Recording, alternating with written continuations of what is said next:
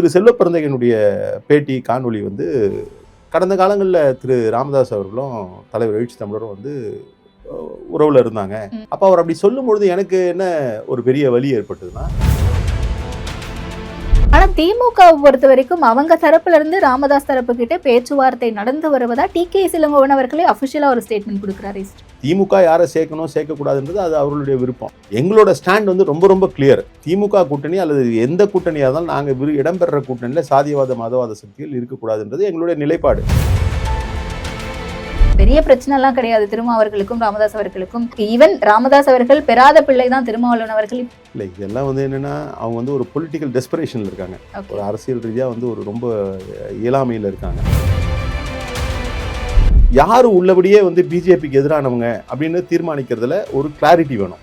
அந்த கிளாரிட்டியை வந்து ரொம்ப ரொம்ப சிம்பிளா இதுதான் இந்த கூட்டணி தான் பிஜேபிக்கு எதிரான கூட்டணின்னு அவங்க ஐடென்டிஃபை பண்றதுக்கான ஒரே லீடரா எழுச்சி தமிழர் இருக்காரு. ராமதாசனுடைய விருப்பம் வந்து கருத்தியல் அடிப்படையிலான விருப்பம் இல்ல, கால சூழலுக்கு ஏற்ற விருப்பம். நீங்க வந்து ஆட்சியிலும் பங்கு அதிகாரத்திலும் பங்கு கொடுக்குறாங்கன்றதுக்காக ஒருத்தர் கூட போறதுன்றது முக்கியம் இல்ல. தாவேகாவோடு காங்கிரஸுடைய நிலைப்பாடு என்னன்றது டிராக் ஆன் பண்ற மாதிரி ஒரு கூட்டணி பேச்சுவார்த்தை 2 மாசம் டிராக் பண்ணி இழுத்து போறது வந்து அதெல்லாம் வந்து இதெல்லாம் ஒரு கமிட்டட் வோட்டர்ஸ் அப்படின்னா அவங்களுக்குமே ஒரு சில அதிருப்திகள் இருக்கும்ல. ஒரு சிம்பத்தைசர் வந்து ஒரு கட்சி மேல வந்து அதிருப்தி இருந்ததுன்னா அந்த கட்சிக்கு தான் போட மாட்டாரு, அந்த கட்சிக்கு எதிர்த்து ஓட்டு போட மாட்டாரு.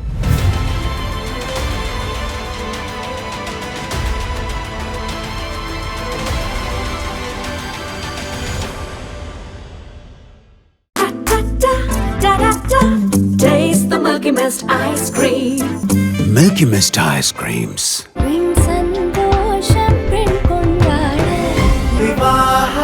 மணப்பெண்ணின் பிரத்யேகமான திருமணம் விவாஹா தி சென்னை சில்க்ஸ். டிபேட் நேயர்களுக்கு வணக்கம். இன்றைய சிறப்பு நேர்காணலில் நம்மோடு இணைந்திருப்பவர் திருப்போரூர் சட்டமன்ற உறுப்பினர் விடுதலை சிறுத்தைகள் கட்சியிலிருந்து திரு எஸ் பாலாஜி அவர்கள். வாங்க பேசலாம். வணக்கம் சார். வணக்கம்மா. தேர்தல் நெருக்கத்துல இந்த கூட்டணி விவகாரம் அப்படிங்கிறது இப்பதான் திமுகவுக்குள்ள சூடு பிடிக்க தொடங்கியிருக்கு. கடந்த ஒரு மாதமா திமுக காங்கிரஸ் கூட்டணிக்குள்ள சிக்கல் இருக்கா, ராமதாஸ் அவர்கள் உள்ள வராரா, அப்ப விசிகாவுடைய நிலைப்பாடு என்ன அப்படிங்கிறது தான் பல இடங்கள்ல ஒரு தலைப்பா ஓடிட்டு இருக்கு. ஸோ அதன்படி பார்க்கும்போது சமீபத்துல செல்வப்பிரந்தைய அவர்கள் கொடுத்த ஒரு பேட்டியில அவர் சொன்ன விஷயம் அப்படிங்கிறது, அதற்கு நீங்க எதிர்வினையாற்றி ஒரு ட்வீட் ஒன்று போட்டிருந்தீங்க. இப்ப நம்ம பேசிட்டு இருக்கக்கூடிய இந்த அந்த ட்வீட்டை டெலிட்டும் செய்திருக்கீங்க. சாதியவாத மதவாத சக்திகள் இருக்கக்கூடிய இடத்துல இருக்க மாட்டோம் அப்படின்ற ஒரு நிலைப்பாட்டை விசிகா மாற்றிக்கொள்ளும் என்கிற தோற்றத்தை உருவாக்குறதே இல்ல திணிப்பது அப்படிங்கிறதே ஒரு நாகரிகமான அரசியல் அணுகுமுறை அப்படின்னு சொல்லியிருக்கீங்க. இந்த ட்வீட்டுக்கான நோக்கம் என்ன, இதை டெலிட் செய்ததுக்கான காரணம் என்ன சார்? இல்லை, தொடர்ச்சியாக வந்து ஒரு கேம்பெயின் வந்து முன்னெடுக்கப்படுது. என்னென்னா பாட்டாளி மக்கள் கட்சியினுடைய பிரிவு, திரு ராமதாஸ் அவர்கள் தலைமை இருக்கக்கூடிய பிரிவு வந்து திமுக கூட்டணி உள்ள வரப்போகிறாங்க அப்படின்ற மாதிரியான ஒரு பிரச்சாரத்தை முன்னெடுக்கிறாங்க ஒரு பக்கம். ஓகே. இன்னொரு பக்கம் என்னென்னா அதற்கான எந்த விதமான அறிகுறியோ சமிகையோ எதுவுமே இல்லை. ஆனால் இது வந்து ஒரு கேம்பெயின் வந்து தொடர்ந்து பண்ணிட்டு இருக்கு. அவங்க தரப்புல இருந்தும் அந்த மாதிரியான விஷயங்களை சொல்கிறாங்க.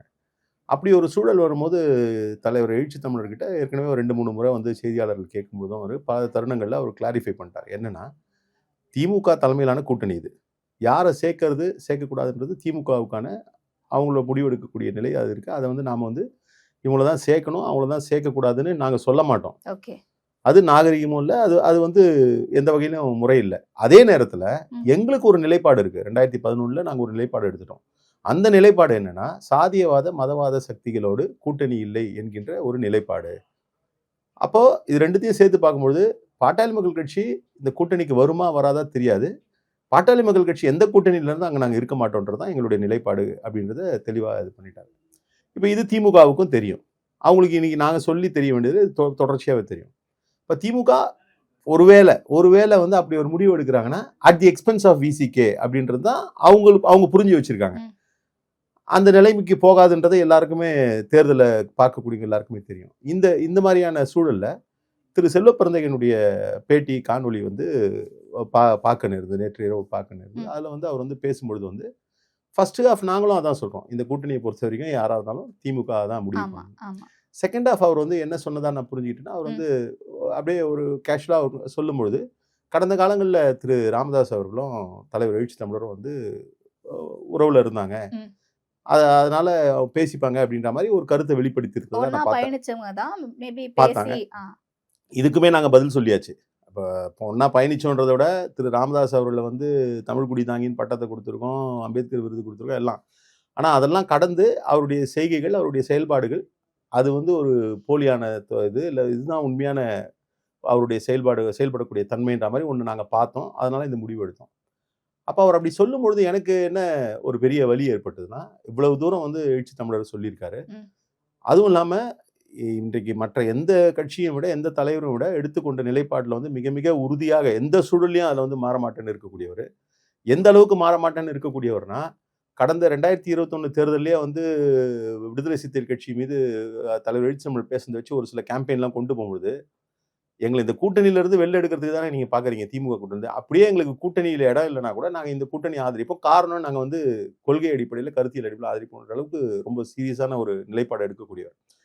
அப்போ ஒரு என்னதான் நாங்கள் வந்து கட்சியில் ஒரு பொறுப்பில் இருந்தாலும் அடிப்படையில் நாங்களாம் வந்து தலைவரை பின்பற்றக்கூடிய ஒரு கேடர் தான் நாங்களாம். அப்போ என்னுடைய உணர்வுகள் வந்து பாதிக்கப்பட்டதான ஒரு சூழலில் நான் வந்து ஒரு பதிவு போட்டேன். இந்த மாதிரி நாங்கள் எடுக்க நினைச்சு கூட பார்க்க முடியாத ஒரு முடிவை இவங்க எடுப்பாங்களோ அப்படின்ற மாதிரி ஒரு கருத்தை திணிக்கிறது அரசியல் நாகரிகம் அல்ல. ஏன்னா அது வந்து இப்போ எனக்குமே அந்த ரைட் கிடையாது. காங்கிரஸ் கட்சி என்ன முடிவு எடுக்கணும் இல்லை வந்து என்ன உங்களுடைய கொள்கையை சமரசம் செய்து கொள்வீங்க அப்படிங்கிறது தானே? ஆமாம், அப்படிதான் நான் புரிஞ்சுக்கிட்டேன். அதுக்கப்புறம் என்ன ஆச்சுன்னா, அதுக்கப்புறம் வந்து நான் அந்த பதிவை போட்டேன். அதுக்கு பிறகு இன்றைக்கு காலையில் காங்கிரஸ் கட்சியுடைய தலைவர் மரியாதைக்குரிய செல்வ பெருந்தகைவர் என்ன அலைபேசியில் அழைச்சார். அப்போ அவர் சொன்னது, நான் எந்த தருணத்திலையும் நான் அப்படி வந்து நினைச்சோம் நான் சொல்லலை, அப்படி சொல்லவும் மாட்டேன் நான். ஏன்னா நானும் பயணிச்சிருக்கேன், எழுச்சி தமிழரோட பயணிச்சிருக்கேன், அவரோட கொள்கை உரிப்பாடு பற்றி எனக்கும் தெரியும். அது அந்த மாதிரி வந்து போற்றே ஆயிடுச்சு. உங்களுக்கு தெரியாது இல்லை, நீங்களும் நிறைய இன்டர்வியூஸ் கொடுக்குறீங்க. இன்டர்வியூஸ் கொடுக்கும்பொழுது ஒரு கோர்வையாக ஒரு சில விஷயங்கள் வரும்பொழுது அந்த மாதிரி போற்றே ஆகும். அப்படி போற்றே ஆயிருந்தா அது வந்து உள்ளபடியே வந்து அது இல்லை என்னுடைய நிலைப்பாடு அப்படின்னு அவர் சொன்னார். அவர் அதை என்ன நினைச்சு பேசினாரு போனாருன்ற ஆராய்ச்சியெல்லாம் கடந்து அவர் வந்து இது தொடர்பாக என்கிட்ட பேசணும், எனக்கு தெளிவுபடுத்தணும்னு நினைக்கிறதே நான் ஒரு ஜென்யூன் எஃபர்ட்டாக பார்க்குறேன். உள்ளபடியே அவர் வந்து நான் சொன்னது தான் அவர் நினைச்சிருந்தாருன்னா எனக்கு அவர் தெளிவுபடுத்த வேண்டிய அவசியம் கிடையாது. அப்போ அதை நான் மதிக்கணும். அந்த நிலையில தான் வந்து நான் வந்து எல்லாருக்கிட்டையும் நாகரிகத்தை எதிர்பார்க்குற ஆளு, நான் அந்த நாகரிகத்தை கடைபிடிக்கணுன்ற அடிப்படையில் அவர் சொன்னதை நான் நம்புறேன், உளப்பூர்வமாக அக்செப்ட் பண்ணுறேன் என்கின்ற அடிப்படையில் நான் சொன்ன அந்த கருத்தை, அந்த ட்வீட்டை வந்து நான் வந்து டெலீட் பண்ணுறேன்னு சொல்லி டெலீட் பண்ணிட்டேன். இதுதான் இதோட பின்னணி. ஆனால் திமுக பொறுத்த வரைக்கும் அவங்க தரப்புல இருந்து ராமதாஸ் தரப்பு கிட்ட பேச்சுவார்த்தை நடந்து வருவதா டிகேஎஸ் இளங்கோவன் அவர்களே அஃபிஷியலாக ஒரு ஸ்டேட்மெண்ட் கொடுக்குறாரு. இல்லை, இதை பேசிட்டு இருக்காங்கன்றது வந்து எந்த மாதிரியான பேச்சுன்றது ஒரு கிளாரிட்டி கிடையாது. இப்போ நான் இருக்கேன் ஒரு கட்சியில், நான் வந்து ஒரு நிர்வாகியாக இருக்கேன், எங்கள் கட்சியில் நான் துணை பொதுச் செயலாளராக இருக்கேன். என்னுடைய நிலையிலிருந்து நான் வந்து கட்சிக்கான ஒரு முனைப்பை வந்து ஒரு கேஷுவலாக கூட எனக்கு அறிமுகமாக இருக்கவங்ககிட்ட வந்து பேசலாம். அந்த மாதிரியான ஒரு முயற்சியாக என்னன்னு தெரியல. இன்னும் சொல்ல போனால் அதிலெல்லாம் வந்து நாங்கள் டீப்பராக போகிறதுக்கே விரும்பலை. எங்களோட ஸ்டாண்ட் வந்து ரொம்ப ரொம்ப கிளியர். இதுதான் நான் முதல்ல சொன்னது மாதிரி, திமுக யாரை சேர்க்கணும் சேர்க்கக்கூடாதுன்றது அது அவர்களுடைய விருப்பம். அதே நேரத்தில் திமுக கூட்டணி அல்லது எந்த கூட்டணியாக இருந்தாலும் நாங்கள் இடம்பெற கூட்டணியில் சாதியவாத மதவாத சக்திகள் இருக்கக்கூடாதுன்றது எங்களுடைய நிலைப்பாடு, கடந்த கால நிலைப்பாடு, இன்றைக்கும் அதே நிலைப்பாடு தான். அதில் நாங்கள் ஸ்டிக் ஆன் பண்ணுவோம். அவங்க வராங்க வரல, அவங்க பேசுறாங்க பேசலன்றதை பற்றியெல்லாம் வந்து எங்களுடைய கவலையும் கிடையாது. வந்தால் விசிக வெளியேறும் அப்படிங்கிறதையும் அதுதானே அர்த்தம். அது வந்தால்னா அதுக்கான இடத்த வந்து திமுக கூட்டணியில் கொடுத்தாங்கன்னா தான் அது நிச்சயமா நடக்காதுன்றது என்னுடைய உறுதியான எண்ணம். அதற்கான இண்டிகேஷன்ஸ், அதற்கான சூழல்லாம் இருக்கு. இது ஏன் தெளிவுபடுத்த வேண்டியிருக்கு, மீண்டும் மீண்டும் தெளிவுபடுத்த வேண்டியிருக்குன்னா, நீங்க வந்து இது 2 தனிநபர்களுக்கான ஒரு பிரச்சனை கிடையாது, 2 தலைவர்களுக்கான பிரச்சனை கிடையாது. இது வந்து ஒரு சமூகத்துல வந்து அவர்கள் ஏற்படுத்தி இருக்கக்கூடிய மிகப்பெரிய பாதிப்பு. அந்த பாதிப்புனால வந்து தான் இந்த முடிவு எடுத்திருக்கிறோம். இப்போ இது ஒரு இண்டிவிஜுவலா ஏதோ ஒரு பிணக்கு இருக்கு. இப்போ சமகாலத்து அரசியலில் பார்த்தீங்கன்னா, இப்போ திரு எடப்பாடி பழனிசாமி அவர்களுக்கும் திரு டிடிவி தினகரன் அவர்களுக்கும் ஒன்றும் பெரிய ஒரு கருத்தியல் மோதலோ இல்லை கொள்கை மோதலோ இல்லை வந்து அவங்க 2 பேரோட பிரச்சனைனால சமூகத்தில் ஒரு பெரிய பாதிப்பு எதுவுமே கிடையாது. அவங்க பர்சனல் இஷ்யூ. திரு ஓபிஎஸும் இபிஎஸும் கூட அந்த மாதிரியான விஷயங்களில் வந்து ஒரு பொலிட்டிக்கல் காம்ப்ரமைஸ் ஏற்படுறதுன்றது வந்து ரொம்ப இயல்பானது. அது சரியா தவறான்றது வேற. ஆனால் அதுக்கான ஒரு பாசிபிலிட்டி இருக்கு. இங்கே அதற்கான பாசிபிலிட்டியே இல்லைன்னும் பொழுது அதை தான் நாங்கள் திருப்பி ரீட்ரேட் பண்ணுறோம். நாங்கள் வந்து இந்த கூட்டணி இல்லை, எந்த கூட்டணியாக இருந்தாலும் இவங்களை சேருங்க சேராதீங்கன்னு சொல்லக்கூடிய உரிமை எங்களுக்கு கிடையாது. நாங்கள் ஒரு கூட்டணியை லீட் பண்ணுறோன்னா எங்களுக்கு அந்த உரிமை இருக்குது. நாங்கள் ஒரு கூட்டணியில் இடம்பெறும் போது எங்களுக்கு அந்த உரிமை இல்லை. அதே நேரத்தில் யார் கூட இருக்கணும் இருக்கக்கூடாதுன்ற உரிமை விடுதலை சிறுத்தைகள் கட்சிக்கு Okay. இருக்கு. நாங்க அதுல கிளியரா இருக்கும். ம். அவங்க இருக்கிற இடத்துல இருக்க மாட்டோம்ன்றத கிளியரா இருக்கும். ஓகே. அண்ட் இருக்க இடத்துல இருக்க மாட்டோம் அப்படின்ற ஒரு விஷயம் சொல்றீங்க. பட் ராமதாஸ் தரப்புல இருந்து சொல்லும்போது இப்ப அருள் அவர்களா இருக்கட்டும், இல்ல ஜி.கே. மணி அவர்களா இருக்கட்டும், இவங்க எல்லாருமே தொடர்ந்து சட்டமன்றம் முடிந்த பிறகு போய் திமுகவில் இருக்கக்கூடிய முக்கிய நபர்களை சந்திக்கிறாங்க என்ற பேச்சுக்கள் வருது. அருள் அவர்கள் ஒரு பிரஸ் மீட்ல அபிஷியலாவே சொல்றாரு, பெரிய பிரச்சனை எல்லாம் கிடையாது திருமாவர்களுக்கும் ராமதாஸ் அவர்களுக்கும். ஈவன் ராமதாஸ் அவர்கள் பெறாத பிள்ளை தான் திருமாவளவன் அவர்கள், இப்படிலாம் சொல்றாங்க. அப்ப இந்த மாதிரியான விஷயங்கள்லாம் பார்க்கும்போது ரொம்ப முனைப்போட அவங்க அப்ரோச் பண்றதை பார்க்க முடியுதுல்ல. இப்ப திமுக தரப்புல இருந்து ஏதோ ஒரு பதில சொல்லிதானே ஆகணும். அவங்களும் பதில் சொல்லாம நீண்டுகிட்டே இருக்க மாதிரி இருக்கே. இல்ல இதெல்லாம் வந்து என்னன்னா அவங்க வந்து ஒரு பொலிட்டிக்கல் டெஸ்பரேஷன்ல இருக்காங்க. ஓகே. ஒரு அரசியல் ரீதியா வந்து ஒரு ரொம்ப இயலாமையில இருக்காங்க. ம். அதனால வெளிப்படுத்தக்கூடிய கருத்துக்களா தான் பார்க்குறேன். நான் சொல்றேன் இப்போ இதெல்லாம் வந்து எப்போ வருது உங்களுக்கு ஞாபகம்? ம். இப்போ அவர் சொன்ன கருத்துக்கள்லாம் என்னைக்கு வந்திருக்கணும்?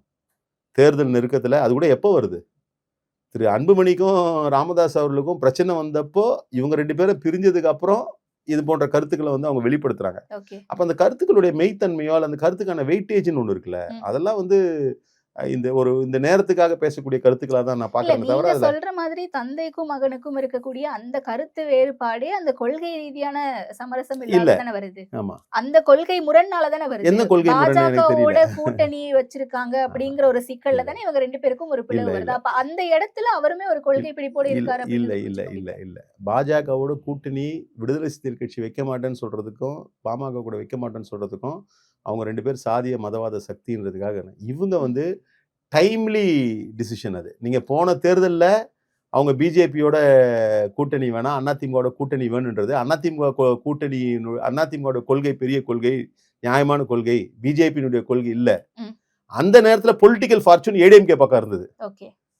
அவங்களோட கணக்குப்படி ம். எதர் ஏடிஎம்கேவா பிஜேபி பொழுது சாய்ஸ் வந்து பிஜேபி வந்து சனாதன சக்தி, ஏடிஎம்கே வந்து ஜனநாயக சக்தி, அதனால ஏடிஎம்கேன்னு சூஸ் பண்ணல. அவங்க அந்த வேறுபாடை நீங்க புரிஞ்சுக்கணும். ம். அவங்க அன்னைக்கு ஏடிஎம்கே சூஸ் பண்றதுக்கான காரணம் ஓட்டு வந்து இங்க கொஞ்சம் கூட இருக்கு இந்த அணியை விட, அதனால அங்க போனா நல்லா இருக்கும்னு திரு ராமதாஸ் விரும்பினாரு. ராமதாஸனுடைய விருப்பம் வந்து கருத்தியல் அடிப்படையிலான விருப்பம் இல்ல, கால சூழலுக்கு ஏற்ற விருப்பம். ம். அதுதான் அந்த டிஃபரன்ஸ். இப்ப அவங்களுக்கு வந்து 2 பேருக்கும் டிஃபரன்ஸ் ஆஃப் ஒப்பீனியன் வந்து எந்த கூட்டணியில் இடம்பெறுவது என்பதுதான் டிஃபரன்ஸ் ஆஃப் ஒப்பீனியன். எந்த கொள்கைக்காக எந்த கூட்டணியில் இருக்கணும்ன்றது இல்ல. அதுல வந்து ஒரு அவங்களுக்கு எந்த விதமான இல்ல பிடிமானம் இல்ல. பாமகவினுடைய ஒரு பொது மேடையிலேயே திரு ராமதாஸ் அவர்கள் அன்புமணி அவர்களை பாஜகவினுடைய கைகூலியா இருக்காரு அப்படின்ற மாதிரியான வார்த்தைகள் எல்லாம் சொல்லி கடுமையா விமர்சனம் செய்யறாங்க. அதான் இன்னைக்கு அப்ப பண்றாங்க. கொள்கை முரண் அந்த இடத்துல இருக்கு அப்படிங்கறத நம்மளால புரிஞ்சுக்க டெஃபினட்டா அது முடியுது. கொள்கை முரணா இருக்கிறதுக்கு வாய்ப்பே கிடையாது. என்ன Okay. காரணம்னா அத நம்ம எப்படி அவ்வளவு ஸ்ட்ராங்கா நான் சொல்றேன், நீங்க இன்னைக்கு அப்படி ஒரு வேளை இன்னைக்கு வந்து அன்புமணி அப்படி இருக்காருன்னா அதுக்கு காரணம் ராமதாஸ் அவர்கள் தானே. ம். அன்புமணி முதல்ல பிஜேபியோட கூட்டணி வச்சது யாரு? அன்புமணி அன்னைக்கு வந்து எமர்ஜே கூட ஆகலையே. அப்ப நீங்க அன்புமணிக்கு அப்பா காட்டிய வழி தானே அவருக்கு. ம். அதனால அது வந்து கொள்கை முரண்லாம் பார்க்க முடியாது. இன்னைக்கு இப்ப இந்த தேர்தலை பொறுத்த வரைக்கும் அவங்களுக்கு வந்து யார் பக்கம் வந்து இப்ப சரி, இப்ப திமுகவோட வந்து ராமதாஸ் அவர்கள் வந்து அலையன்ஸ் பேசுறதுக்கான முனைப்பு கூட காட்டுறாருன்னு நம்ம நினைக்கிறோம் இல்லையா? இப்படி நினைச்சு பாருங்க. ஒருவேளை ம். திமுகவோட அன்புமணி இருந்தாருன்னா அப்பவும் திமுக கொள்கை கரெக்ட் தான், பிஜேபிக்கு எதிரான கொள்கை தான் ராமதாஸ் இங்க வரப்போறாரா? அப்ப அவரோட நோக்கம் வந்து கொள்கை முரண் இல்ல, மகனோட இருக்கக்கூடிய முரண்ல அதுக்கு எதிர் அணியில போகணுன்றது தான் அவருடைய நோக்கம். இது Okay. எந்த வகையிலும் அவங்களுக்கு வந்து கொள்கை கோட்பாடுன்றதுலாம் இல்லைன்றது வந்து ரொம்ப ரொம்ப கிளியரான ஒரு விஷயம். ஓகே. பட் ஆனா திமுக அக்கமோடேட் பண்ண மாட்டாங்க அப்படிங்கிறது தான் என்னுடைய கருத்து அப்படிங்கறது ரொம்ப ஸ்ட்ராங்காவே சொன்னீங்க. எப்படி அதை ஸ்ட்ராங்கா சொல்ல முடியுது? இது வந்து நான் வந்து எனக்கான ஒரு நாலேஜ்ல இல்ல வந்து நான் என்னோட அரசியல் புரிதல்ல நான் வெளிப்படுத்துறேன். ஓகே. இப்போ இன்னைக்கு தேதியில வந்து கொள்கை அடிப்படையில கோட்பாடு அடிப்படையில மிக ஸ்ட்ராங்கா திமுக வந்து பிஜேபிக்கு எதிராக இருக்காங்க. ம். அதுல வந்து எந்த மாற்று கருத்தும் இல்ல. பிஜேபிக்கு எதிராக அவங்க ஸ்ட்ராங்கா இருக்காங்க, அதுல இருக்கக்கூடிய கட்சிகள் இருக்காங்கன்றதுனால தான் விடுதலை சிறுத்தைகள் கட்சி அங்க இருக்கும். இது ஒரு பாயிண்ட். இன்னைக்கு வந்து பிஜேபி எதிர்க்கிறதா எல்லாருமே கிளைம் பண்றாங்க. இன்னைக்கு புதுசா கட்சி ஆரம்பிச்சவங்க கூட வந்து எங்களுக்கு கொள்கை எதிரி வந்து பிஜேபின்னு சொல்ற அளவுக்கு கிளைம் பண்றாங்க. அப்ப எல்லாரும் பிஜேபிக்கு எதிராக கிளைம் பண்ணும்போது தமிழ்நாட்டு மக்களிடையே வந்து ஒரு மிகப்பெரிய ஒரு மனநிலை இருக்கு. என்னன்னா பிஜேபி வந்து என்ன whatever said and done, பிஜேபின்றது தமிழ்நாட்டுக்கு எதிரான ஒரு சிந்தனை கொண்ட ஒரு கட்சி அமைப்பு. அவங்களோட கருத்தியலும் நமக்கு ஏற்புடையதில்லை, அவங்களுடைய நடவடிக்கைகளும் நமக்கு ஏற்புடையதில்லைன்ற மாதிரி மக்கள்கிட்ட, பெரும்பான்மையான மக்கள்கிட்ட அப்படி ஒரு எண்ண ஓட்டம் இருக்கு. அப்ப இந்த பெரும்பான்மை மக்களுக்கு வந்து யாரு உள்ளபடியே வந்து பிஜேபிக்கு எதிரானவங்க அப்படின்னு தீர்மானிக்கிறதுல ஒரு கிளாரிட்டி வேணும். அந்த கிளாரிட்டியை வந்து ரொம்ப ரொம்ப சிம்பிளா அந்த கிளாரிட்டி அவங்களுக்கு வந்து இதுதான் இந்த கூட்டணி தான் பிஜேபிக்கு எதிரான கூட்டணின்னு அவங்க ஐடென்டிஃபை பண்ணுறதுக்கான ஒரே லீடராக எழுச்சி தமிழர் இருக்காரு. ஏன்னா நீங்கள் பாருங்கள், இன்னைக்கு வந்து தமிழ்நாட்டு அரசியல் களத்தில் பிஜேபி எதிர்க்கிறதா சொல்லக்கூடிய யாரை வேணா எடுத்து பாருங்க, ஏதோ ஒரு வகையில் அவங்கள வந்து யாரோ ஒரு அரசியல் அமைப்போ யாரோ ஒரு அரசியல் கட்சியோ இவங்க வந்து பிஜேபியோட பி டீம்னு சொல்லுவாங்க. நீங்கள் பிஜேபியோட பி டீம்னு ஐடென்டிஃபையே பண்ண முடியாத நிலையில அரசியல் நகர்வுகளை கொண்டு போற கட்சி விடுதலை சிறுத்தைகள் கட்சி, தலைவர் எழுச்சி தமிழர். அப்ப இது திமுகவுக்குமே வந்து அது தெரியும்.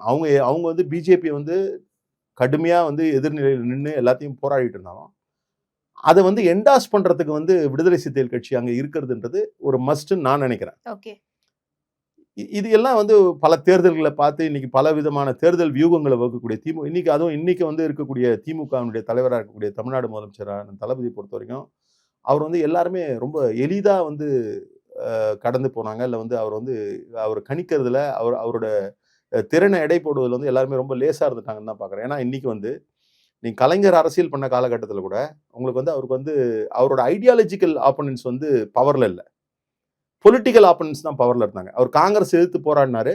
காங்கிரஸில் வந்து முழுமையாக காங்கிரஸ் வந்து பிஜேபி மாதிரியான ஒரு சனாதன கோட்பாடு கொண்ட கட்சி இல்லை, அதை வந்து என்டாஸ் பண்ணாத ஒரு கட்சி. ஆனால் பொலிட்டிக்கல் ஆப்போனண்ட்டாக அவங்களை எதிர்த்தாரு. நீங்கள் அவர் வந்து மிஸ்ஸாவை பார்த்தாரு, எல்லாம் பண்ணாரு, எல்லாமே வந்து பொலிட்டிக்கல் ஆப்போனன்ட்ஸ் தான் பார்த்தாரு. ஆனால் இன்னைக்கு வந்து ஐடியாலஜிக்கல் ஆப்போனண்ட்டாக இருக்கிறவங்க பொலிட்டிக்கல் ஆப்போனண்ட்டாகவும் இருக்கிறாங்க, கடுமையான பவரை கையில் வச்சுட்டு இருக்காங்க. அப்போ அது எதிர்க்கக்கூடிய நிலையில் இன்னைக்கு அரசியல் பண்ணிட்டு இருக்காரு. அவரோட வியூகங்கள் அவர் வந்து இந்த அரசியும் சரி, கட்சியோடைய நடவடிக்கைகள், கூட்டணி கட்சிகளை கொண்டு போகிறது எல்லாத்தையும் வந்து அவர் ரொம்ப ரொம்ப நுணுக்கமான வகையில் கையாடுறாரு. இவ்வளவு தெரிந்திருக்கக்கூடிய நிலையில் இருக்கக்கூடியவங்க கண்டிப்பாக இந்த விஷயத்தில் வந்து அவங்க ரொம்ப அசால்ட்டாக இருக்க மாட்டாங்க, அல்லது வந்து அதை வந்து கவனிக்காமல் இருக்க மாட்டாங்க, கணக்கில் எடுத்துக்காமல் இருக்க மாட்டாங்க. இதுதான் எங்களோட வேல்யூவான்னு நினைக்கிறேன். எங்களோட வேல்யூ வந்து எங்களுடைய ஐடியாலஜிக்கல் ஸ்ட்ரென்த். இன்னொன்று, ஒரு கட்சியினுடைய வலிமை என்பது அந்த கட்சியினுடைய கேடர் ஸ்ட்ரென்த் மட்டும் இல்லை, அந்த கட்சிக்கான நன்மதிப்பு. தமிழ்நாட்டு தேர்தலில் எந்த கட்சியை ஆட்சியை பிடிச்சாலும் யார் வந்து அதிக அளவில் வாக்குகள் வாங்கினாலும் அது அந்த கட்சியினுடைய வாக்குகள் மட்டுமல்ல, அந்த கட்சியை கடந்து அவர்கள் மீது வைக்கக்கூடிய நன்மதிப்புக்கான வாக்குகள். இன்னைக்கு விடுதலை சிறுத்தைகள் கட்சியோட கேடர் ஸ்ட்ரென்த் மட்டும் இல்லை, விடுதலை சிறுத்தைகள் கட்சி குறிப்பாக வந்து கட்சின்னு நான் சொல்றது தலைவர் எழுச்சி தமிழரை, அவர் மீது வைத்திருக்கக்கூடிய நம்பிக்கை வந்து மக்களுக்கான நம்பிக்கை மிகப்பெரிய அளவில் இருக்கு. அவர் எது சொன்னாலும் அதுல வந்து ஒரு ஜென்யூன்னஸ் இருக்குன்னு, அந்த ட்ரஸ்ட் இருக்குல்ல, அதுதான் இன்னைக்கு எங்களோட ஒரு மிகப்பெரிய பலமான்னு நினைக்கிறேன். அந்த பலத்தை வந்து இந்த கூட்டணி எல்லா வகையிலும் பயன்படுத்தி கொள்ள வேண்டும் என்று தான் நினைக்கும். ஓகே, பட் ஆனால் இந்த ப்ரெஷர் ஒன்று இருக்குல்ல, இந்த கட்சி வராங்களா, இல்லை காங்கிரஸ் கொடுக்கக்கூடிய ப்ரெஷராக இருக்கட்டும், இல்லை விசிகா தரப்புல இருந்து வர ஒரு ப்ரெஷராக இருக்கட்டும், இது எல்லாமே டிஎம்கே இந்த கட்சிகளை எப்படி அகாமடேட் பண்ண போறாங்க? சீட் டிமாண்ட்ஸ் அப்படின்ட்டு வரும்போது திமுக அதை எப்படி சமாளிக்க போறாங்க? இன்னும் பிற கட்சிகள் உள்ள வரும்போது, மக்கள் நீதி மையம் ஆல்ரெடி உள்ள இருக்கும்போது சீட் டிமாண்ட் பண்றதுல சிக்கல் இருக்கும்னு நினைக்கிறீங்களா? கடந்த தேர்தலிலே கூட உங்களுக்கு அந்த மாதிரியான ஒரு சூழல் இருந்தது. ஓகே, ஏன்னா கடந்த 2021 சட்டமன்ற தேர்தல் பொழுது வந்து விடுதலை சிறுத்தைகள் கட்சி, இடதுசாரிகள், சிபிஐ, சிபிஎம், மறுமலர்ச்சி திராவிட முன்னேற்ற கழகம் எல்லாம் நாங்களாம் வந்து அதுக்கு முன்னாடி நடைபெற்ற சட்டமன்ற தேர்தலில் ஒரே எண்ணிக்கையிலான இடங்களில் போட்டிட்டோம். எல்லோருமே, அதுவும் கம்யூனிஸ்ட் கட்சிகள் வந்து எங்களுக்கு முன்னாடியே வந்து இரட்டை இலக்கத்தில் வந்து போட்டிட்டாங்க. நாங்களுமே திமுக கூட்டணியில் 10 சீட்டில் வந்து நின்னவங்க.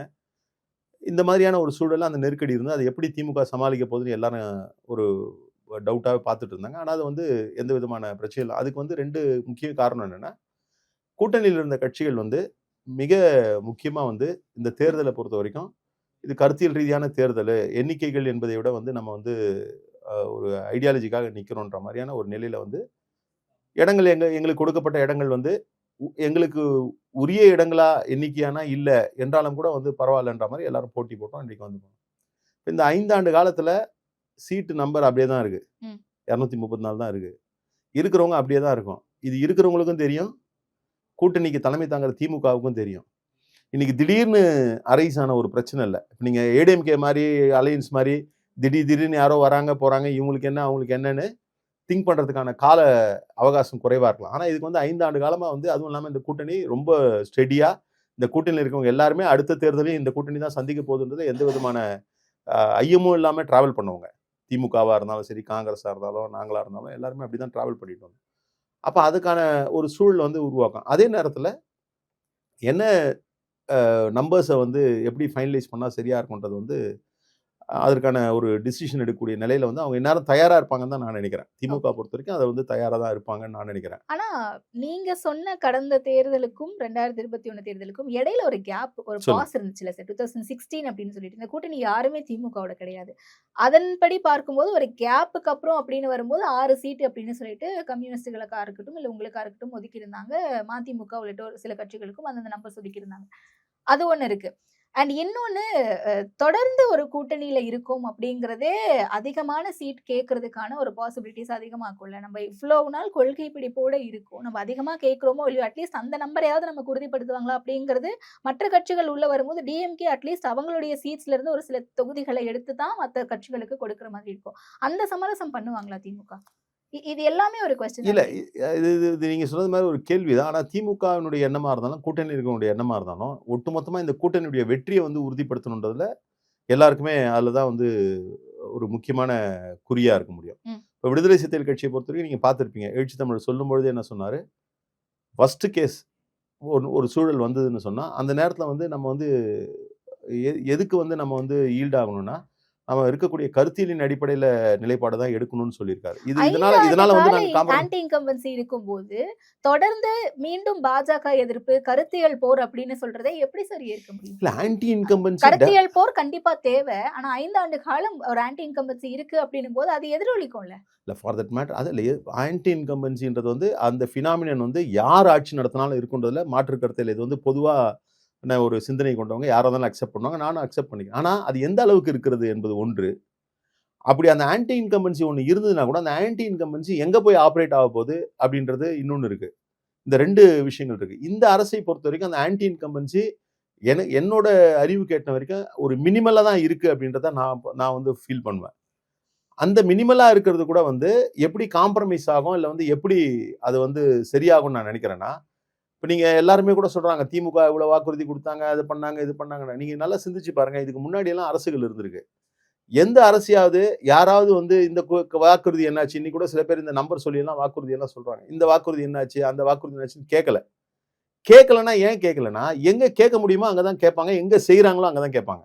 அப்போ இந்த அரசு வந்து அமைஞ்சதுலேருந்து என்னன்னா இந்த மேனிஃபெஸ்டோவை அடிப்படையாக வச்சு நாங்கள் இதை பண்ணியிருக்கோம் இவங்க பிரகடனப்படுத்திட்டு வந்தாங்க. இப்போ மக்களுக்கும் கூட எந்த மாதிரியான ஒரு தோற்றம் வந்துருச்சுன்னா, இவங்க சொன்னது இன்னைக்கு வந்து 1-2 ஏதோ ஒன்று வந்து கொஞ்சம் சின்ன லேப்சஸ் இருக்குன்னா கூட அது சரி பண்ணக்கூடிய ஒரு இதுவாக இருக்கணும் தான் அதான் ஆன்டி இன்கம்பன்சி ஃபேக்டர் கம்மியாக. நீங்கள் சொன்ன பாயிண்ட் வந்து டெஃபினட்டாக எல்லாருமே எந்த தேர்தலாக இருந்தாலும் எண்ணிக்கையை அதிகமாக தான் கேட்பாங்க. அதே நேரத்தில் எண்ணிக்கையை அதிகம் வாங்குறது எந்த அளவுக்கு முக்கியமோ அதை கன்வெர்ட் பண்ணுறது தான் அந்த அளவுக்கு முக்கியம். இப்போ நீங்கள் வந்து சில நேரங்களில் வந்து ஒன்றுமே இல்லாமல் ஒரு வாய்ப்பே இல்லாத ஒரு கூட்டணியில் போனால் நிறைய தொகுதிகளில் எந்த கட்சியாக இருந்தாலும் நிற்கலாம் தான். அது ஆனால் நிற்கிறதுனால ஒரு பலனும் இல்லை. அப்போ இந்த கன்வர்ஷன் ஃபேக்டரும் இருக்குல்ல, அதை வந்து எல்லாமே சேர்ந்து பார்க்க வேண்டியதாக இருக்குது. தேர்தல் எலக்டோரல் ப்ராசஸில் பல்வேறு நிலைகளில் அதை எதிர்கொள்ளக்கூடிய சூழல், இது எல்லாமே கணக்கில் எடுத்துக்கணும். வெறுமனே வந்து ஒரு பொலிட்டிக்கல் பார்ட்டியினுடைய ஸ்ட்ரென்த்து மட்டுமே இல்லை, ஒரு எலெக்ஷனை ஃபேஸ் பண்ணக்கூடிய ஸ்ட்ரென்த்துன்னு ஒன்று இருக்குது. நீங்க கேடர் ஸ்ட்ரென்த்தே இருந்தாலும் கூட அதை சேனலைஸ் பண்றதுக்கான ஒரு வழிமுறைகள் இல்ல. அப்போ ஒரு உதாரணத்துக்கு கடந்த முறை 6 சீட்டு விசிகாவுக்கு கொடுத்தாங்க. அதுல 4 சீட்டு தான் வந்து வின்னிங் கேப்பபிலிட்டியா இருந்திருக்கு. 4 எம்எல்ஏக்கள் விசிகாவில் இருக்காங்கன்னா போன வாட்டி உங்களுக்கு 6 கொடுத்தோமே, இப்ப நீங்க 4 தானே ஜெயிச்சிங்க, அப்ப 2 வேஸ்டா தானே இருக்கு, இந்த வாட்டி 4 எடுத்துக்கங்க போதும், இல்ல அதே 6 கொடுக்குறோம்னு அது எல்லாருக்கும் பொருந்தும் இல்ல. அதுக்கு பேர் வந்து ஸ்ட்ரைக் ரேட். இல்ல அதுதான் சொல்றேன். ஒரு உதாரணத்துக்கு தான் விசிகா அதுதான் சொல்றேன். அந்த ஸ்ட்ரைக் ரேட் இருக்குல்ல, அந்த ஸ்ட்ரைக் ரேட் எப்படி வேறுபடும்னா ஒரு கூட்டணியை லீட் பண்றவங்களுக்கு எப்பவுமே ஸ்ட்ரைக் ரேட் கூட இருக்கும், மற்றவங்களுக்கு வேறுபடும். Strike rate strike rate number of seats இல்லை, ஸ்ட்ரைக் ரேட் வந்து எப்பவுமே இது வந்து ஒரு லாஜிக்கலா வந்து எந்த கூட்டணி வந்து தலைமை தாங்குதோ அவங்களுக்கு பொதுவாக இன் ஜெனரல் இருக்கும், இல்லை அட்லீஸ்ட் வந்து அடுத்தடுத்து இருக்கவங்களோட ஈக்குவலாவது இருக்கும். சில நேரங்களில் அதில் இருக்கக்கூடிய ஒரு சில கட்சிகளுக்கு ஸ்ட்ரைக் ரேட் கம்மியாக இருக்கும். இப்போ அப்படி பார்த்தீங்கன்னா ஸ்ட்ரைக் ரேட் வந்து விசிகேக்கு ஜாஸ்தி. இதை வச்சு நாங்கள் எங்களுக்கு மட்டுமே அதிகமாக கொடுப்பாங்கன்னு அப்படியெல்லாம் வந்து ஒரு தர்க்கத்துக்கு போல. இது ஸ்ட்ரைக் ரேட்டுக்கும் அதுக்கும் ஒன்றும் இல்லை. ஸ்ட்ரைக் ரேட்டு சில நேரங்களில் வந்து ஒரு கட்சி, இப்போ உதாரணத்துக்கு வந்து 2016 தேர்தலில் திமுக வாய்ப்பு இல்லாமல் இருந்தது, அதிமுக ஜெயிச்சது. அந்த தேர்தலில் வந்து அவங்க கூட கூட்டணியில் இருந்தவங்க குறைவான இடத்துல தான் கன்வெர்ட் ஆகிருப்பாங்க. அடுத்த தேர்தலில் அவங்களுக்கு வாய்ப்பு வரும்போது கூடுதலான கன்வர்ஷன் ஆவாங்க. அதனால் அதெல்லாம் வந்து கொஸ்டினாக அரைஸ் ஆகாது. எது கொஸ்டினாக அரைஸ் ஆகும்னா பார்ட்டியினுடைய ஸ்ட்ரென்த் எந்த அளவுக்கு வந்து இம்ப்ரூவ் ஆயிருக்குன்றதை கண்டிப்பாக பார்ப்பாங்க. நீங்கள் இன்னைக்கு நான் வந்து விடுதலை சிறுத்தைகள் கட்சியை பொறுத்த வரைக்கும் மட்டும்தான் நான் சொல்ல முடியும். விடுதலை சிறுத்தைகள் கட்சியை பொறுத்த வரைக்கும் ஒரு விஷயம் என்ன ப்ரூவ் பண்ணியிருக்கோம் அப்படின்னா, நாளுக்கு நாள் வந்து வலுவடைஞ்சிருக்கோம், நாளுக்கு நாள் வந்து வலிமை அடைஞ்சிருக்கோன்றது வந்து ம். நாங்க கிளைம் பண்ணல. நாங்க கிளைம் பண்ணாமயே வந்து இது வந்து ஒரு பொதுவான ஒரு சிந்தனையா வந்து எல்லார் மத்தியிலயும் இருக்கு. அதனால அத வந்து திமுக அங்கீகரிப்பாங்க அப்படின்ற மனநிலையில நிச்சயமா இருக்கும். நீங்க வந்து சில நேரங்கள்ல வந்து சில பேர் வந்து ஒரு இயக்கம் வந்து இவ்வளவு சீட்டு கேட்கறாங்க ஒரு கூட்டணி இல்லைன்னா, பொதுவுல என்ன சொல்லுவாங்கன்னா, எதுக்குப்பா அவங்களுக்கு அவ்வளவு சீட்டு குடுப்பாங்க? எப்படிப்பா குடுப்பாங்கன்னு சொல்லுவாங்க. ஆனா இன்னைக்கு அந்த மாதிரியான கேள்வி விடுதலை சிறுத்தைகள் கட்சியை நோக்கி மட்டும் வரவே இல்ல. ஏன் வரலன்னா, விடுதலை சிறுத்தைகள் கட்சி வந்து அவங்க வந்து கேட்கக்கூடிய எண்ணிக்கைக்கு வந்து அவங்க வந்து உகந்தவங்கன்ற ஒரு இதெல்லாம் வந்து கருத்துல எடுத்துப்பாங்கன்னு தான் நாங்க பார்க்கணும். இத செட்டரேட் பண்றது ஒரு பெரிய விஷயம் இல்ல. ஏன்னா, மறுபடியும் சொல்றேன், இந்த கூட்டணியில இருக்கக்கூடிய தலைவர்கள் எண்ணிக்கையே, இல்ல வந்து வேற மாதிரியான எதிர்பார்ப்புகள் அப்படின்ற மாரியான நிலையில இல்ல. அதே நேரத்துல அதுக்காக மொத்தமா வந்து நலன வந்து விட்டும் குடுக்க முடியாது. அத வந்து ஸ்ட்ரைக் அந்த அந்த பேலன்ஸ ஸ்ட்ரைக் பண்ணுவாங்கன்ற நம்பிக்கை எனக்கு இருக்கு. ஓகே. அண்ட் இந்த தேர்தல்ல பிரதானமா எல்லா கட்சிகளுமே வந்து எதிரொலிச்ச ஒரு விஷயம் அதிகார பகிர்வு. அத விசிக தொடர்ந்து பல ஆண்டுகளா தங்களுடைய கொள்கை முழக்கமாவே வச்சுக்கிட்டு இருக்கும்போது, இந்த முறை விசிக அத ரொம்ப ஸ்ட்ராங்கா வைக்கலையோ? காங்கிரஸ் உட்பட பல கட்சிகளுமே வந்து அத ரொம்ப ஸ்ட்ராங்கா கேட்டுட்டு இருக்காங்க. நேத்தைக்கு வரைக்குமே கூட செல்வ பெருந்தகை அவர்கள் கேட்கறதுக்கான உரிமை எங்களுக்கு இருக்கு, கொடுக்கறதுக்கான மனசும் முதலமைச்சருக்கு இருக்கு. அது 2 தலைமையும் பேசிப்பாங்கன்னு சொல்றாங்க. விடுதலை சிறுத்தைகள் கட்சியை பொறுத்தவரைக்கும் இந்த தேர்தல் அத சமரசம் பண்ணிக்கிட்டாங்களா? அப்படின்ற ஒரு கேள்வி இருக்கு. அதாவது இதுல விடுதலை சிறுத்தைகள் கட்சி முன்வைக்கிற ஆட்சியிலும் பங்கு, அதிகாரத்திலும் பங்குன்றது, அத வந்து இன்னும் கொஞ்சம் டீப்பரா போய் பார்த்தீங்கன்னா, அது வந்து ஏதோ வந்து ஒரு ஆட்சி இருக்கு. அந்த ஆட்சியில இத்தனை எம்எல்ஏ, இத்தனை அமைச்சரு, இத்தனை பொறுப்புகள் அப்படி இல்ல அது. அந்த ம். ஆட்சியிலும் பங்கு, அதிகாரத்திலும் பங்கு. அது வந்து ஒரு இண்டிவிஜுவல எம்பவர் பண்றத விட, நாங்க யாருக்காக போராடுறோமோ அவங்கள எம்பவர் பண்ற மாரியான ஆட்சியிலும், அதிகாரத்திலும் பங்குன்றது தான் அந்த டிரான்ஸ்ஃபர்மேஷன் நோக்கி தான் போயிட்டு இருக்கோன்றது 1. இப்ப அதுக்கான டிமாண்ட வந்து நீங்க வந்து எந்த அரங்குல எப்படி வைக்கணுன்றதுக்கான ஒரு வரையறை இருக்கு. அததான் எழுச்சி தமிழர் சொல்லியிருக்காரு. நாங்க வந்து இந்த தேர்தல்ல அத வந்து தேர்தல் நிபந்தனையா நாங்க வைக்கல அப்படின்னு சொல்லிட்டாரு. ஆனா அத நோக்கி நகர்வதற்கான எல்லா முயற்சிகளையும் நாங்க எந்த காலத்திலயும் வந்து மேற்கொள்வோன்றாரு. அதனால அது வந்து நாங்க என்ன நினைச்சு ஆட்சியிலும் பங்கு, அதிகாரத்திலும் பங்கு நாங்க டிமாண்ட் பண்றோமோ, அதுல வந்து எந்த விதமான காம்ப்ரமைஸும் கிடையாது. அது எப்போ அத வந்து உரிய முறையில நகர்த்தணுமோ அத நகர்த்துவாரு. அத வந்து எழுச்சி தமிழர் வந்து அதற்கான உரிய நிலைப்பாட எடுப்பாருன்றத தான் நான் பார்க்குறேன் நானு. இப்ப ஓகே. அவங்க வைக்கிறது வந்து அவங்களோட விருப்பம். இன்னொன்னு அவங்க வந்து ஏற்கனவே வந்து இப்ப கிடையாது. கலைஞர் இருக்கும்போதே 80லயே வந்து அந்த மாரியான ஒரு நிலையில வந்து அவங்க இது பண்ணாங்க. இப்ப தமிழ்நாட்டுல இன்னொரு ஃபினாமினனும் நம்ம பார்த்தோம். நீங்க ஆட்சியிலும் பங்கு, அதிகாரத்திலும் பங்குன்றது இன்னொரு வடிவமா தான் கூட்டணி ஆட்சின்ற ஒரு ஒரு கருத்த முன் வச்சு 2016ல ஒரு அணிய கட்டமைச்சோம். மக்கள் நல கூட்டணின்னு ஒண்ணு கட்டி அமைச்சோம். அப்ப அன்னைக்கு இருக்கக்கூடிய ஒரு அனுபவம் வந்து ஒருவேளை கூட்டணி ஆட்சின்றது வந்து ப்ரீ போல்ல வந்து தமிழ்நாடு இன்னும் அந்த மாதிரியான ஒரு மாடலுக்கு வந்து அக்கஸ்டம் ஆகல. நெறைய விஷயங்கள் சில நேரங்கள்ல வந்து சில விஷயங்கள் வந்து இப்ப கூட ஒரு சில விஷயம் சொல்லுவாங்க. இது மாரி முன்மாதிரியே இல்ல. முன்மாதிரின்னு ஒண்ணு இருக்கவே இருக்காது. ம். ஒண்ணு நடந்தா தான் ஒண்ணு முன்மாதிரி ஆகும். அ இப்ப இப்ப திமுக 2 முறை தொடர்ந்து வெற்றி பெறல அப்டின்னுவாங்க. வெற்றி பெறல. இந்த வாட்டி வெற்றி பெற்றா முன்மாதிரி ஆயிட போகுது. அவ்வளவுதான். அந்த மாதிரி உங்களுக்கு இதுக்கான முன்மாதிரி இல்ல தமிழ்நாட்டுல. அது எப்ப கிரியேட் ஆகுதோ அப்பதான் வந்து இந்த ஐயம் வந்து போகும். இப்ப நாங்க வந்து எங்களுக்கு வந்து பொது தொகுதியில வந்து விடுதலை சிறுத்தைகள் கட்சி வந்து குடுக்க முடியுமா? குடுத்தா வெற்றி பெறுவாங்களான்லாம் கேட்டாங்க. இதுக்கு முன்னாடி நாங்க வெற்றி பெறல. அதனால அந்த டவுட் இருந்துட்டே இருந்தது. இப்ப இன்னைக்கு வந்து 100% ஸ்ட்ரைக் ரேட். 2 தொகுதியில 2 அப்ப அடுத்து வந்து அது உடைஞ்சு போகுது. அந்த மாதிரி இந்த ஆட்சியிலும் பங்கு, அதிகாரத்திலும் பங்கு ப்ரீ போலா வந்து இதுவரைக்கும் வரல.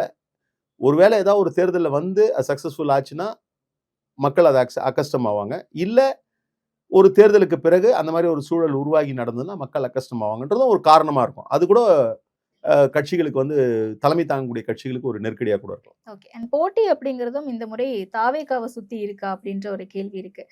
விசிக வந்து ஆட்சியில் பங்கு, அதிகாரத்தில் பங்கு அப்படின்ற ஒரு ஆஃபர வச்ச உடனே விசிகவுக்கான ஒரு ஆஃபர் தான். விசிக போயிடுவாங்க அப்படின்ற ஒரு பிம்பம் இருந்துச்சு.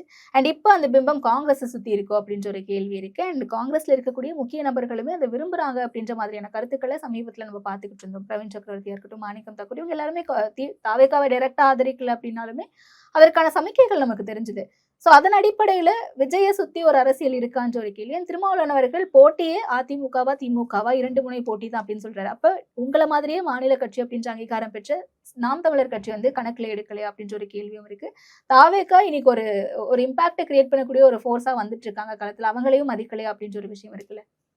இப்ப நீங்க 2, 3 விஷயங்கள வந்து இதுல வந்து கொண்டு வந்திருக்கீங்க. ஒன்று வந்து தாவேக்காவோடு காங்கிரஸுடைய நிலைப்பாடு என்னன்றது, அது அவங்க எதுக்காக செய்கிறாங்கன்னு தெரியல. ஏன்னா வழக்கமாக என்னென்னா ஒரு பொலிட்டிக்கல் இப்போ சர்க்கிளில் வந்து சில நேரங்களில் சில கட்சிகள் வெவ்வேறு வகையில் வந்து உக்திகளை கையாளுவாங்க. கூட்டணி கட்சியில் வந்து அதிகமான இடங்கள் வேணும், இல்லை வந்து தங்களுக்கான முக்கியத்துவம் வேணும்னு. எனக்கு தெரியல அது அதுவா இல்லை உண்மையிலேயே வந்து அவங்க தலைமையினுடைய இதுவா, அது அவங்களுக்கு தான் தெரியும். அது ஓகே. அது அவங்களுடைய உரிமையும் கூட. அவங்க எங்கே போகிறாங்க எங்கே இருக்காங்கன்றது அவங்களுடைய உரிமையும் கூட. அது வந்து கடந்து வந்துடும். நீங்கள் வந்து ஆட்சியிலும் பங்கு அதிகாரத்திலும் பங்கு கொடுக்குறாங்கன்றதுக்காக ஒருத்தர் கூட போகிறதுன்றது முக்கியம் இல்லை. இல்ல அப்படி ஒரு பிம்பம் இல்லை கட்டமைக்கப்பட்டது. போகிறது முக்கியம் இல்லை. முதல்ல அவங்க அவங்க கொடுக்குறவங்களுக்கு என்ன அத்தாரிட்டி இருக்குது, அது கொடுக்கறதுக்கான வாய்ப்பு அவங்களுக்கு வருமானன்றதும் எடுத்துக்கணும்ல. இப்போ நான் கொடுக்குறேன் அப்படின்றேன், என்கிட்ட வந்தால் தானே நான் கொடுக்க போகிறேன், வராமல் நான் கொடுக்குறேன்னு சொல்கிறது வந்து ஒன்றும் இல்லையே அப்படின்றது. முதல்ல அவங்க ஜெயிப்பாங்களா அப்படின்ற கேள்வியா? ஆமாம், அது அது அது அதுதானே சொன்னார் அவர். ஒரு ப்ரீ மெச்சூரான ஒரு விஷயம். இன்னொன்று வந்து அவங்களுக்கான எந்த விதமான ஒரு ப்ரூவன் ஓட் பேங்க்கும் இல்லை. நீங்கள் இதில் இன்னொரு விஷயத்தை நீங்கள் பார்க்கணும்.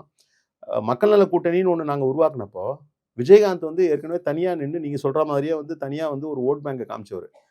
கம்யூனிஸ்ட் கட்சிகள் பெரிதாக தனியாக நிற்கிறனா கூட தமிழ்நாட்டில் வந்து ஒரு ஓட் பேங்கை கண்டினியூஸாக கூட்டணிகள் இருந்து வாங்கியிருக்காங்க. விடுதலை சிறுத்தைகள் கட்சி தனியாக ஓட் பேங்கை ப்ரூவ் பண்ணனா கூட ஒரு ஓட் பேங்க் இருக்குன்றதுக்கான எல்லா விதமான சூழலும் இருந்தது. அன்னைக்கு வந்து மதிமுக அந்த மாதிரி, மதிமுகவும் ஒரு காலத்தை தனியாக நின்று ஓட் பேங்கை ப்ரூவ் பண்ண கட்சி. இவ்வளோ கட்சிகள் இருந்தது. அன்னைக்கு வந்து எந்த ஊடகமும் இதில் வந்து இவங்களோட பர்சன்டேஜ் இவ்வளோ, இவங்களோட பர்சன்டேஜ் இவ்வளோ, இந்த பர்சன்டேஜ்லாம் சேர்த்து டோட்டல் போட்டால் 27% வருது, 28% வருது, மக்கள் நல கூட்டணி 28% வருதுன்னு யாரும் எழுதலை. ஏன் எழுதலை அப்படின்னா அதற்கான காரணம் என்னவா இருக்க முடியும் அப்படின்னா, அன்றைய தேதியில் திமுகவும் அதிமுகவும் வலிமையாக இருக்காங்க. அதிமுக ஆட்சியில் இருக்குது. அதிமுக ஆட்சியை அகற்றக்கூடிய அளவில் வந்து திமுக ரொம்ப பவர்ஃபுல்லாக இருக்காங்க. இவங்க 2 பேர் இருக்கும்போது மூணாவதா யார் வந்தால் மக்கள் இப்படி வந்து அக்செப்ட் பண்ணுவாங்கன்னு ஒரு கருத்தாக்கத்தில் அது மாதிரி யாரும் எழுதலை. இன்னைக்கு ஆனால் வந்து அவங்களும் கிளைம் பண்ணுறாங்க. சூழலும் மாறி இருக்கு. அன்னைக்கு இருந்ததை விட இன்னைக்கு கூடுதலாக சோஷியல் மீடியாவிலேருந்து இந்த தாக்கம்லாம் அதிகமாக இருக்கு. இன்னைக்கு யார் வேணால் கிளைம் பண்ணுற மாதிரியான ஒரு சூழல் வந்திருக்கு. இன்னைக்கு அந்த மாதிரியான பர்சன்டேஜ் வந்து அவங்க கிளைம் பண்ணுறாங்க. அதை வந்து சில பேர் என்டாஸ் பண்ணுறாங்க.